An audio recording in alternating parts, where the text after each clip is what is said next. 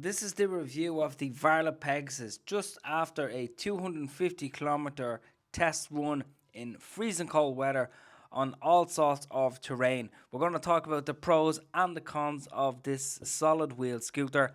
Everything is linked below, including discount codes. So let's get right into the pros first, and then at the end of the video I'm going to tell you, should you consider this scooter, should you just go ahead and buy it, or should you just completely scratch it all together. Well, the solid wheels on this are 8" by 3". They're absolutely brilliant. If you're somebody that suffers from puncture anxiety, I would definitely recommend getting this scooter. There's nothing worse than being on a travel with your friends and then you're just completely worried about getting a puncture and it's going to completely ruin your day. I think with the solid wheels itself, plus the suspension on this, it definitely makes a much smoother ride. I couldn't get over how smooth it was, even on kind of rough terrain.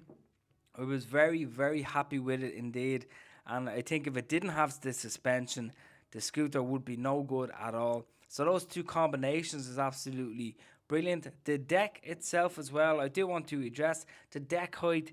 It's actually not too high and it's not too low, so when you are at a set of traffic lights, for example, you can easily get on the scooter, get off the scooter comfortably, and you can go ahead and accelerate. You know, I suppose if you're on something that's a really high deck like the Varla Eagle 1, it's a bit harder to get your balance initially, especially when you want to accelerate at a set of traffic lights. So I think the deck height is absolutely perfect on this. The stem on it, now listen for a second. Okay, a lot of scooters have stem issues, including the Varla Eagle 1, where I had to upgrade the rugged clamp on that. The stem on this is very solid. I have had no wobble, I have had no creaking whatsoever from this, even going over kind of bumpy terrain, going off paths and stuff like that, of course at slow speeds. It has not given me any sort of issues whatsoever, and I was very pleasantly surprised. The stem kind of reminds me of a scooter that I did review in the past, which was the Easyway electric scooter, but because the stem on this is actually quite chunky and it's actually quite wide, it provides more solid riding and a more comfortable peace of mind. No complaints with the stem, I'm very happy to say. Okay, so what is the cons of this? If you want something that is suitable for off-roading, this is definitely not that scooter. This is more of a commuter to go out with your friends. So definitely consider the Varla Eagle 1. Check out that full review that's linked below and the eye in the top right hand corner. Another con is when it's slippery. This was already asked by a community post that I posted on YouTube. Somebody asked what's it like when the road is wet. It's definitely a bit more dangerous because of those solid wheels and you don't have that grip there. So just do be careful with any solid wheel for that matter. Replacing the tire is going to be an issue down the road with this because of course the treads are going to go on this, so that's going to be quite fun.